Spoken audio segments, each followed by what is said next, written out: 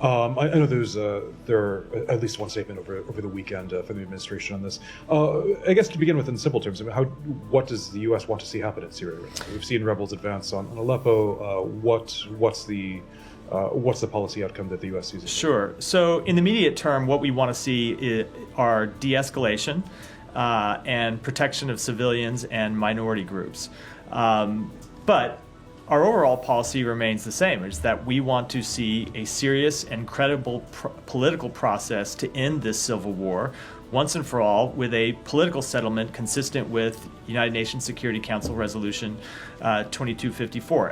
As you know, Sean, that resolution calls for a process facilitated by the United Nations where the Syrian regime and the opposition groups would negotiate a path forward for Syria. It's important that that path be Syrian-led and that have a process that ultimately leads towards elections. That's what we want to see over the long term, but in the short term, we want to see a de-escalation of the situation and protection of civilians. And what policy levers does the U.S. have? I saw that the Secretary spoke with Foreign Minister Fidan yesterday.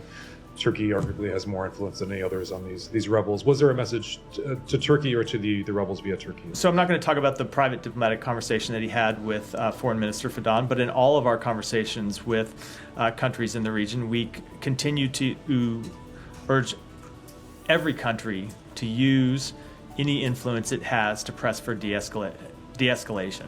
We don't want to see any country try and take advantage of the situation in Syria, to try to take advantage of the instability in Syria. We want to see all countries use their influence, use their leverage to push for de-escalation, protection of civilians, and ultimately a political process forward. And for Assad, I mean, there's over the years there have been various statements on Assad's future. What's the U.S. policy? I mean, should Assad stay? Is the U.S. basically tacitly accepting that he's the least worst option? So look, nothing has changed with respect to our policy. Assad is a brutal dictator with blood on his hands, the blood of innocent civilians inside Syria, blood of his own people on his hands. Ultimately, what we want to see is a political process forward where the Syrian people get to determine who their leaders are. As I said, United Nations Security Council Resolution 2254 called for such a process. The Syrian government has never participated in that process. We continue to call on them to do so. We continue to call on all countries to use their influence to push forward that kind of political process that would lead to a path forward for the Syrian people, where the regime engages with opposition groups.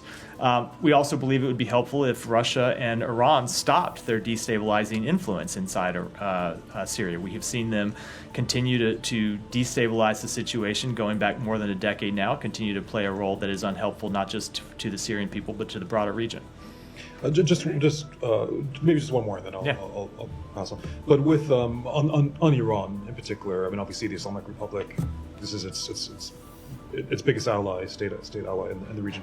I mean, does the U.S. want to have any sort of break? Does it see that as possible, a break between Assad and the Islamic Republic? And has there been any dialogue or any offers to try to further that goal? So certainly we want to see Iran stop the destabilizing influence that it has inside Syria, because we're not talking about diplomatic relations between Syria and Iran when we talk about the nature of that relationship. We're talking about Iran continuing to fund and to arm and to back attacks on the Syrian people, something that they have done for some time, in the same way that Russia has done.